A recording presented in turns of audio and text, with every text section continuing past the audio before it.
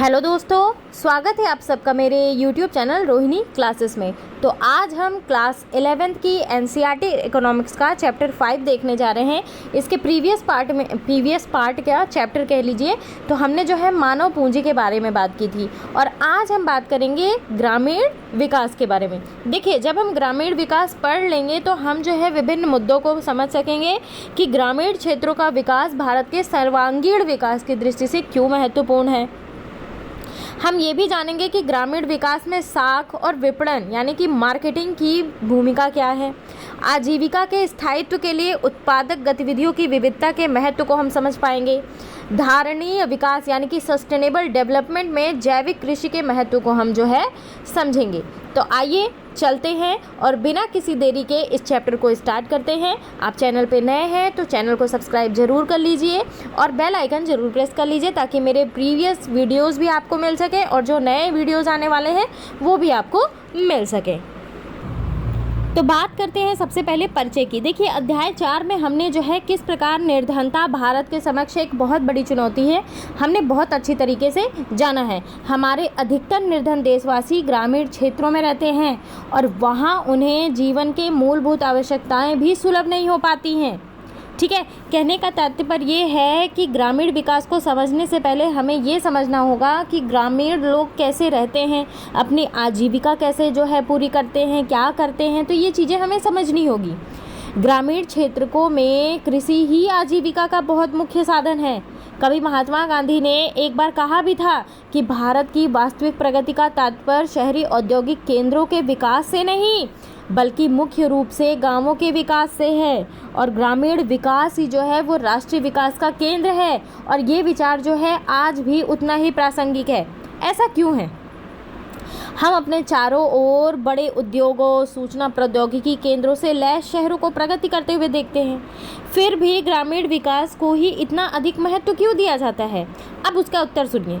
इसका उत्तर ये है कि आज भी भारत की जो 2/3 जनसंख्या है कृषि पर आधारित है, नो डाउट, है ना, और जिसकी उत्पादकता अभी भी इतनी ही है कि उससे सबका निर्वाह भी नहीं हो पाता और इसी घोर निर्धनता में रहती है। ठीक है, ये एक चौथाई ये जनता है। और यदि हम भारत की वास्तविक उन्नति चाहते हैं ना, तो हमें विकसित ग्रामीण भारत का निर्माण करना होगा। अब ग्रामीण विकास से क्या तात्पर्य है, इसको समझने का प्रयास करते हैं। तो देखिए, थोड़ा सा मैं अपने हिसाब से आपको अगर बताने का प्रयास करूँ तो ग्रामीण विकास जो है इसका अर्थ क्या है? लोगों का आर्थिक सुधार, ठीक है, और बड़ा सामाजिक बदलाव, ये दोनों हैं। यानी कि कहने का मतलब ये है कि ग्रामीण विकास कार्यक्रमों में लोगों की बढ़ी हुई भागीदारी, योजना का विकेंद्रीकरण, भूमि जो सुधार होते हैं उनको बेहतर तरीके से लागू करना, ऋण की जो है आसानी से उपलब्धि करवाकर लोगों के जीवन को बेहतर बनाने का लक्ष्य होता है ग्रामीण विकास। देखिए, पहले तो क्या होता था कि विकास के लिए मुख्य जोर किस पे दिया जाता था? कृषि पे, उद्योग, संचार, शिक्षा, स्वास्थ्य, इन सब से संबंधित क्षेत्रों पर दिया गया था। और बाद में ये समझने कि ये जो त्वरित विकास है केवल तभी संभव है जब सरकारी प्रयासों के साथ साथ ना पर्याप्त रूप से ज़मीनी स्तर पर लोगों की प्रत्यक्ष और अप्रत्यक्ष भागीदारी हो। ठीक है, फिर सोच बदल गई। अच्छा, ऐसे बहुत सारे रोजगार कार्यक्रम भी चलाए जा रहे हैं जिससे ग्रामीण विकास हो, जैसे नरेगा हो गया, मनरेगा हो गया, ठीक है, और जो है NRLM भी योजना है, प्रधानमंत्री जो है PMJSY, SNP, तो बहुत सारी ऐसी योजनाएं जो हैं वो चल भी रही हैं ग्रामीण विकास के लिए। आगे हम बात भी करेंगे ऐसी ग्रामीण योजनाओं के बारे में। तो देखिए, ये जो ग्रामीण विकास है ना, ये एक बहुत ही व्यापक शब्द है, कोई छोटा मोटा शब्द नहीं है। यानी कि कहने का मतलब ये है कि ये जो ग्रामीण विकास है ये ग्रामीण अर्थव्यवस्था को भी लेता है, वहाँ पे लोगों की आजीविका कैसे चलानी है इसको भी लेता है। यानी कि ग्रामीण अर्थव्यवस्था के सर्वांगीण विकास को लेता है ये, ठीक है, जो कि पिछड़ गए हैं। किस में पिछड़ गए हैं? सर्वांगीण विकास में पिछड़ गए हैं। तो देखिए, भारत के विकास के लिए जिन क्षेत्रों में नई और सार्थक पहल करने की आवश्यकता बनी हुई है वे किस प्रकार है? देखिए, पहला तो ये हो गया साक्षरता, लिटरेसी। मतलब आप ये सोच लो कि हमारे देश में 60 से 70% लोग ही लिटरेट हैं। अब कह लीजिए कि 30% लोग इलिटरेट हैं, और जो लिटरेट भी हैं तो ऐसे नहीं कि मतलब हायर एजुकेशन में है, नहीं, विशेषकर नारी की बात करूं मैं, नारी साक्षरता ये बहुत ज़्यादा ज़रूरी है। शिक्षा और कौशल का भी विकास होना चाहिए। स्वास्थ्य पे ध्यान देना चाहिए जिसमें स्वच्छता और जन स्वास्थ्य दोनों शामिल हो। भूमि सुधार होना चाहिए ग्रामीण विकास के लिए। प्रत्येक क्षेत्र के उत्पादक संसाधनों का विकास होना चाहिए। आधारिक संरचना का विकास जैसे कि बिजली, सिंचाई, साख, विपणन, परिवहन सुविधाएं, ग्रामीण सड़कों का निर्माण, ठीक है, राजमार्गों का निर्माण, तो ये सारी चीज़ें होनी चाहिए। और क्या होना चाहिए? सबसे मुख्य बात निर्धनता निवारण और समाज के कमज़ोर वर्गों के जीवन दशाओं की महत्वपूर्ण सुधार की विशेष उपाय होने चाहिए। जिसमें क्या हो? जिसमें उत्पादक रोजगार के अवसर उपलब्ध कराने पर विशेष ध्यान दिया जाए।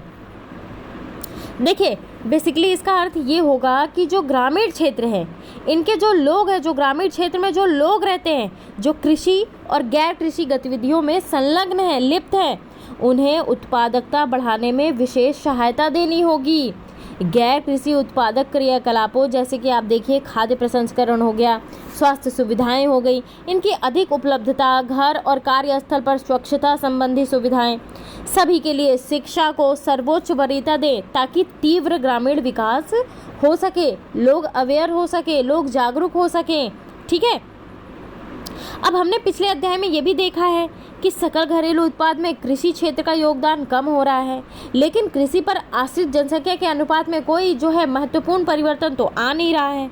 यही नहीं, नए सुधार कार्यक्रमों के क्रियान्वयन के बाद तो आप ये देखो 1991 से 2012 में कृषि की समृद्धि दर घटकर मात्र 3% रह गई है और हाल के वर्षों में जो है अस्थिरता आई है।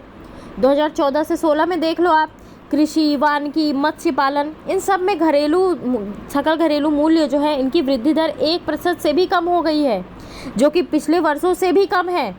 अनेक इकोनॉमिस्ट जो हैं वो 1991 के बाद से सार्वजनिक निवेश में जो ये गिरावट आई है इसी का कारण मानते हैं। उनका ये भी विचार है ना कि अपर्याप्त आधारिक संरचना, उद्योग, सेवा क्षेत्र में वैकल्पिक रोजगार के अवसरों के अभाव और अनियत रोजगार की वृद्धि से ना ग्रामीण विकास में बाधाएं आ रही हैं। ठीक है, और ये सभी जो परिघटनाएं हैं इनके प्रभाव की झलक देश के किसानों की बढ़ती हुई दुर्दशा, असहायता के रूप में देखा जा सकता है। और इसी परिप्रेक्ष्य में हम ग्रामीण भारत के साख और विपणन व्यवस्था, कृषि गतिविधियों के स्वरूप में विविधता और धारणीय विकास को बढ़ावा देने में जैविक कृषि की भूमिका, इन सब के महत्वपूर्ण आयामों पर आलोचनात्मक चर्चा करेंगे। अच्छा, ये तो है ग्रामीण विकास की बात। आइए अब थोड़ा सा बात करते हैं ग्रामीण क्षेत्रों में साख और विपणन। साख है क्या, इसको समझने का प्रयास करते हैं। सबसे पहले देखिए, अगर हम साख की बात कर रहे हैं तो यानी कि हम कृषि अर्थव्यवस्था की बात कर रहे हैं, ग्रामीण के परिप्रेक्ष्य में बात कर रहे हैं ना, तो हम जो है बात कर रहे हैं कृषि अर्थव्यवस्था की। ये जो समृद्धि है समय समय पर कृषि और गैर कृषि कार्यों में उच्च उत्पादकता प्राप्त करने के लिए मुख्य रूप से पूंजी के प्रयोग पर निर्भर करती है। किस पर निर्भर करती है? पूंजी के प्रयोग पर निर्भर करती है।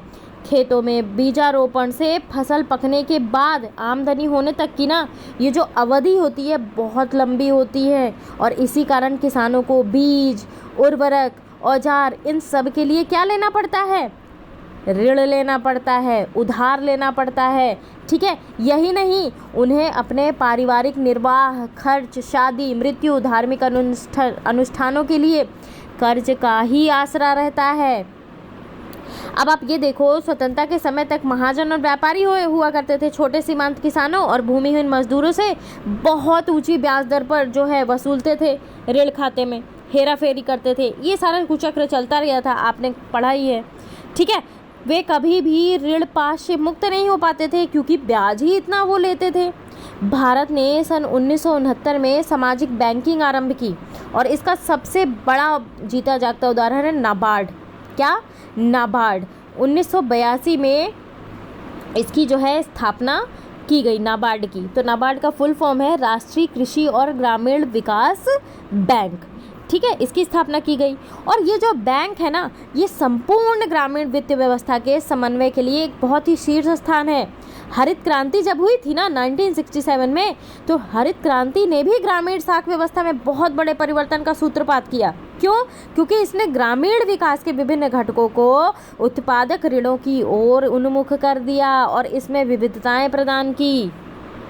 तो आज जो है ग्रामीण बैंक की संस्थागत संरचना में अनेक बहु एजेंसी संस्थाएं भी काम कर रही हैं, जैसे कि व्यावसायिक बैंक हो गए, क्षेत्रीय ग्रामीण बैंक यानी कि आरआरबी, सहकारी, भूमि विकास बैंक, ये सारी चीज़ें सम्मिलित हैं।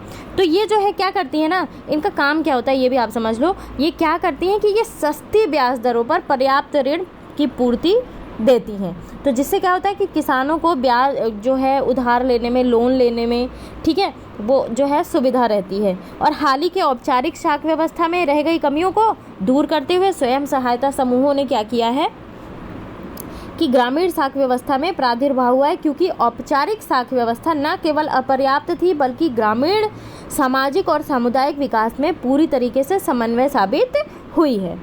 चूँकि इसके लिए ऋणाधार की आवश्यकता थी, इसलिए बहुसंख्य ग्रामीण परिवारों का एक बड़ा अनुपात इससे अपने आप को वंचित रह गए और जो है अपने सदस्यों का न्यूनतम अंशदान द्वारा सदस्यों के कम अनुपात में जो मितव्ययिता थी इसकी भावना को बढ़ाता रहा। अच्छा, थोड़ा सा बात कर लेते हैं निर्धन महिलाओं के लिए कौन सा बैंक है। केरल बात करेंगे अगर हम केरल राज्य की, तो महिलाओं की ओर उन्मुख का एक निर्धनता निवारक सामुदायिक कार्यक्रम चलाया जा रहा है और इसका नाम है कुटुंब श्री। ध्यान रखिएगा, बहुत इंपॉर्टेंट पॉइंट है, कुटुंब श्री। 1995 में सरकारी बचत और साख सोसाइटी के रूप में गरीब महिलाओं के लिए इस बचत बैंक की स्थापना की गई थी और इस बचत एवं साख सोसाइटी ने छोटी छोटी बचतों को मिलाकर 1 करोड़ रुपए की विशाल राशि एकत्र कर ली। इसे अब जो है सदस्य संख्या और संगठित बचत के आधार पर एशिया का विशालतम अनौपचारिक बैंक माना जाता है। आगे बढ़ते हैं। अब इस प्रकार क्या होता है कि इस प्रकार जो एकत्र राशि यानी कि जो राशि एकत्र होती थी उनमें से ज़रूरतमंद सदस्यों को ऋण दिया जाता था और उस ऋण की राशि छोटी छोटी किस्तों में लौटाई जाती थी और ब्याज की दर भी उचित रखी जाती थी। आप अगर मई 2019 की बात करो तो तब तक जो है 54 लाख महिला स्वयं सहायता संघ में लगभग 6 करोड़ महिला सदस्य हैं।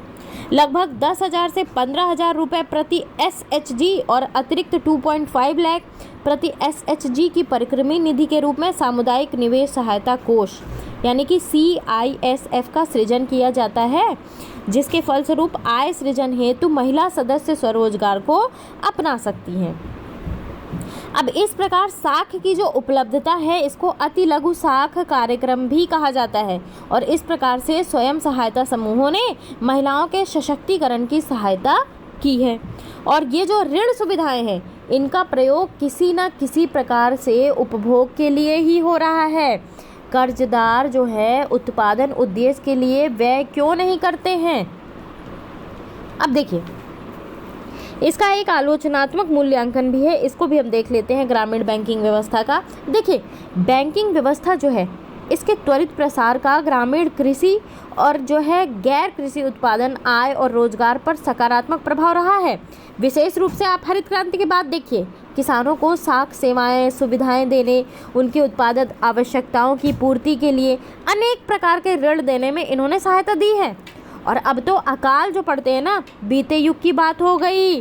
अब खाद्य सुरक्षा की वो मंजिल पर पहुंच चुके हैं कि हमारे अपने सुरक्षित भंडार भी बहुत पर्याप्त माने जा रहे हैं, लेकिन अभी भी हमारी बैंकिंग व्यवस्था उचित नहीं बन पाई है।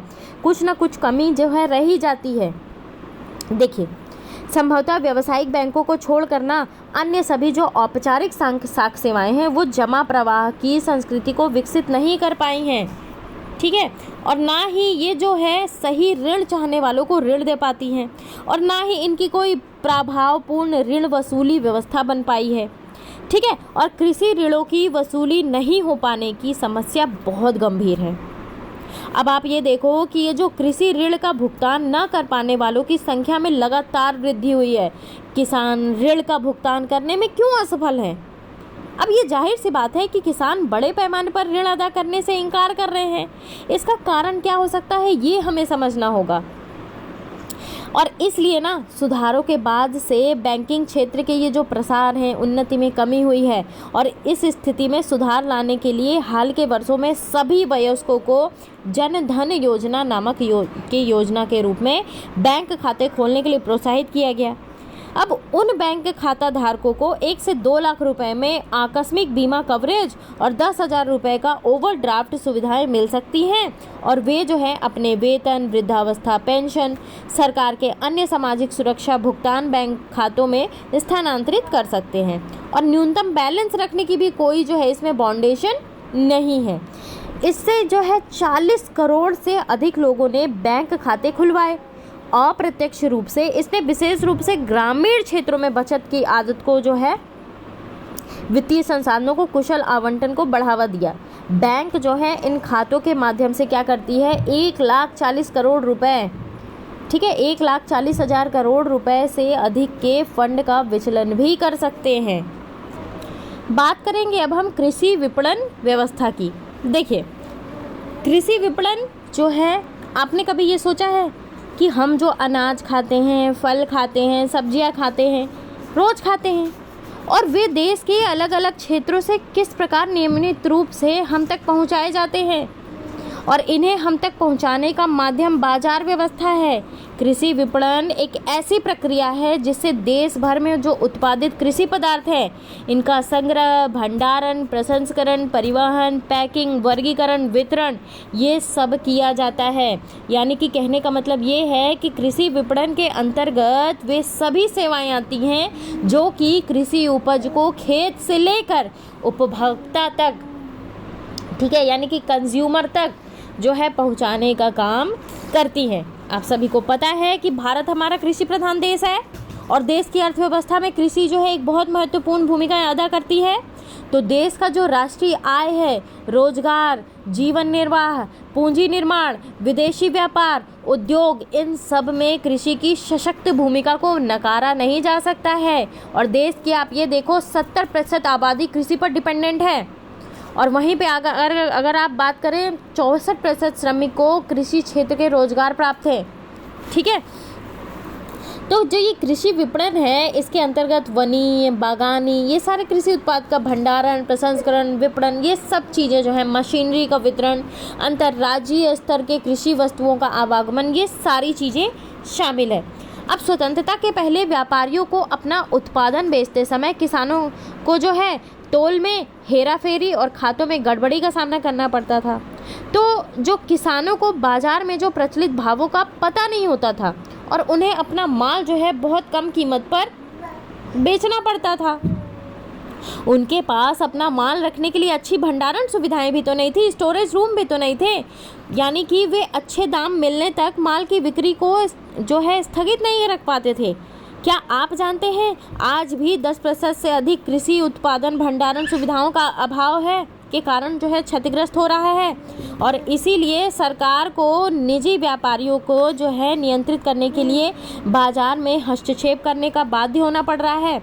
अब आइए हम ये समझने का प्रयास करते हैं कि कृषि विपणन के विभिन्न पहलुओं को सुधारने के लिए 4 प्रमुख उपायों को विस्तार पूर्वक हम समझेंगे। पहला कदम क्या है?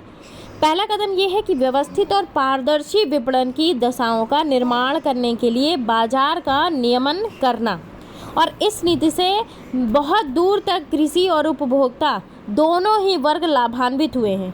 हालांकि लगभग 27,000 ग्रामीण क्षेत्रों के अनियत मंडियों को विकसित किए जाने की आवश्यकता है, ताकि जो ये ग्रामीण क्षेत्र की मंडियां हैं, इनको वास्तविक क्षमताओं का लाभ उठा पाना संभव हो।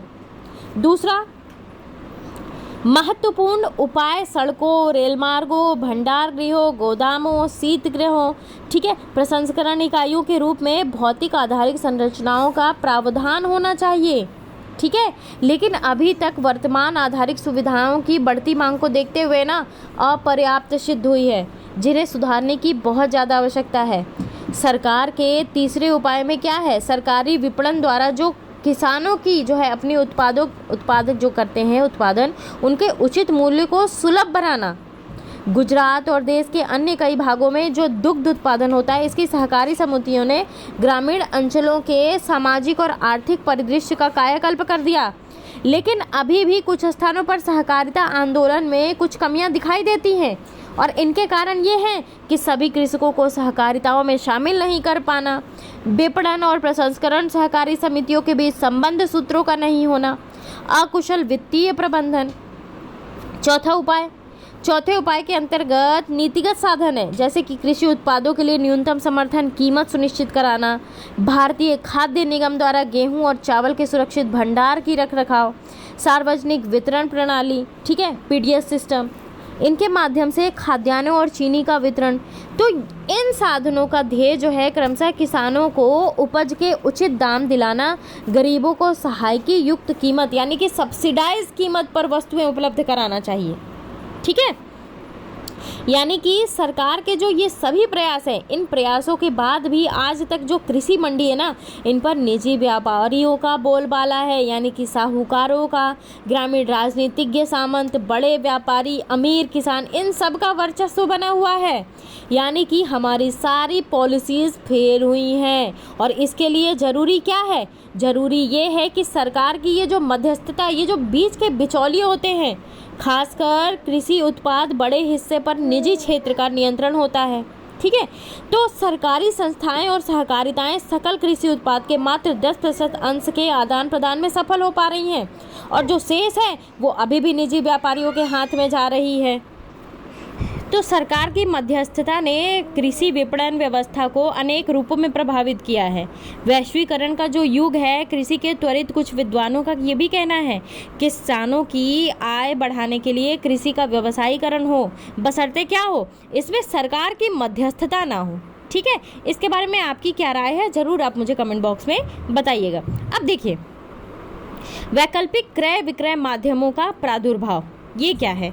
देखिए, अब तक जो है ये बात सभी अनुभव कर रहे हैं कि प्रदेश और तेलंगाना की रायथुबाज नामक फल जो है सब्जी मंडी और तमिलनाडु की उझारव मंडी के जो कृषक बाजार है, इस प्रकार से विकसित हो रहे वैकल्पिक क्रय विक्रय माध्यम के कुछ उदाहरण हैं।